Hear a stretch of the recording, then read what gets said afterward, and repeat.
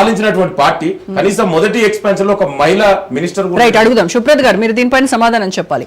సువర్ణాక్షరాలతో లిఖించదగినటువంటి రోజు cabinet expansion రోజు అని చెప్తున్నారు. సామాజిక న్యాయాన్ని పాటించేటువంటి పార్టీ తమది అని చెప్తున్నారు కాంగ్రెస్ వాళ్ళు.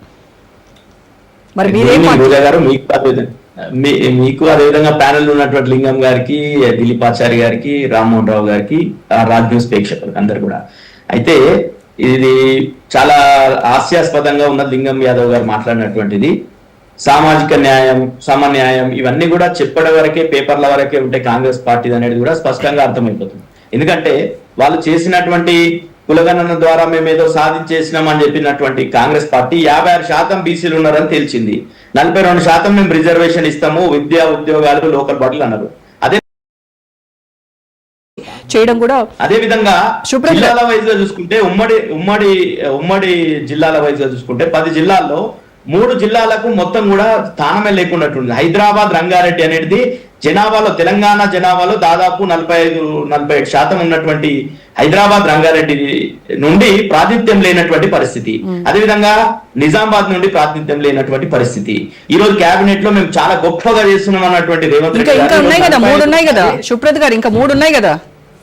3 ఎంతమందికి ఇస్తారు మేడం? 3 ఎంతమందికి ఇస్తారు? ఇప్పుడు ఆల్రెడీ మైనారిటీకి చాలా మందికి గతంలో కూడా చెప్పిండ్రు, మంత్రివర్గం విస్తరణ కాగానే మీకు ఇస్తామని చెప్పేసి రాజగోపాల్ రెడ్డి గారికి చెప్పిర్రు, ప్రేమ్ సాగర్ రావు గారికి చెప్పిండ్రు, సుదర్శన్ రెడ్డి గారి పేరు కన్ఫర్మ్ అయిపోయిందని చెప్పిర్రు, మల్రెడ్డి రంగారెడ్డి గారికి చెప్పిర్రు. ఇట్లా చాలా మంది సభ్యులకు దాదాపు ఇప్పుడు 3 అంటే దాదాపు 20-30 మంది దానికి పోటీ పడుతున్నటువంటి పరిస్థితి ఉన్నది. ఓకే, వాళ్ళ ఇష్టం, ఎప్పుడన్నా ఇచ్చుకోండి, ఎవరికన్నా ఇచ్చుకోండి. కానీ 18 నెలల కాలం గడుస్తుంది కాబట్టి ఇంతవరకు కూడా మీరు ఇంకా మంత్రివర్గం పూర్తి స్థాయిలో వేసుకోలేకపోవడం, అదే విధంగా ఉన్నటువంటి శాఖలు కూడా కేటాయించడానికి ముఖ్యమంత్రి గారు ఢిల్లీకి పోయిండు. శాఖలు కూడా ముఖ్యమంత్రి గారు ఇచ్చేటటువంటి స్వేచ్ఛ కాంగ్రెస్ పార్టీలో లేదు.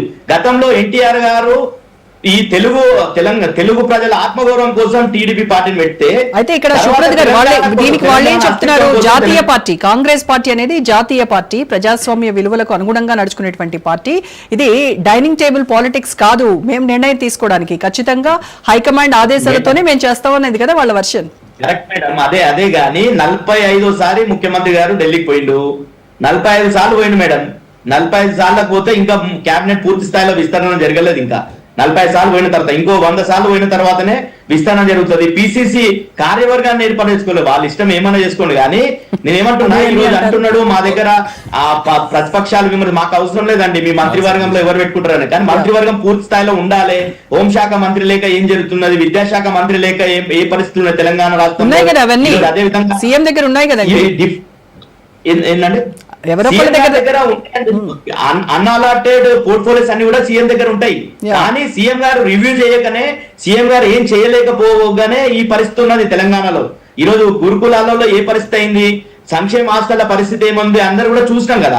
ఈ రోజు విషయం ఏంటంటే, ఈ రోజు మాకు అవసరం లేదు, మీకు సంబంధించినటువంటి సుదర్శన్ రెడ్డి గారి బోర్డు నియోజకవర్గానికి సంబంధించినటువంటి కార్యకర్తలందరూ కూడా ఈరోజు అల్టిమేటం ఇచ్చారు కాంగ్రెస్ పార్టీకి.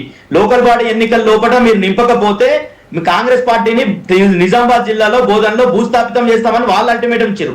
మాకు అవసరం లేదు. అదే విధంగా ప్రేమ్ సాగర్ రావు గారు ఉంటారా పార్టీలో పోతారా మీకు సంబంధించినటువంటి విషయం. రాజగోపాల్ రెడ్డి గారు ఫోన్ లోనే అవైలబుల్ లేదు నిన్న మొత్తం కూడా. ఆయన మొత్తం కూడా ఫామ్ హౌస్ వచ్చి ఇక్కడ మొయినాబాద్ ఫామ్ హౌస్ లో ఉండి ఎవరికి అవైలబుల్ లేనటువంటి పరిస్థితి. మల్రెడ్డి రంగారెడ్డి గారు గతంలోనే చెప్పి నేను రాజీనామా చేస్తానని, నిన్నేదో బుజ్జగించారు. ఇట్లా మీరు సామాజిక సమతుల్యం అని చెప్పేటటువంటి మీరు ఈ రోజు ఓసీలకు 7 మంత్రి పదవులు ఇచ్చినటువంటి మీరు బీసీలకు ఎన్ని ఇవ్వాలండి? బీసీలకు 56% ఉన్నారు, 42% రిజర్వేషన్ అన్నారు. 7 మంత్రి పదవులు ఎందుకు వెళ్ళారండి? జనాభా దామాషా ప్రకారం వాళ్ళు ఏదైతే హామీ ఇచ్చారో అది నిలబెట్టుకోలేకపోయారనేది మీ క్వశ్చన్, రైట్? మీరు దీనికి కాంగ్రెస్ పార్టీ మొత్తం కూడా ఢిల్లీకి గులాంగా ఉంటది కాబట్టి ఈ రోజు తెలంగాణ అస్తిత్వం కావచ్చు, ఇవన్నీ కూడా కాపాడాలంటే ప్రాంతీయ పార్టీలు మాత్రమే కాపాడగలుగుతాయి. రైట్ అండి, రైట్. ఓకే, దిలీప్ ఆచార్య గారు, సో మీరేం ఎలా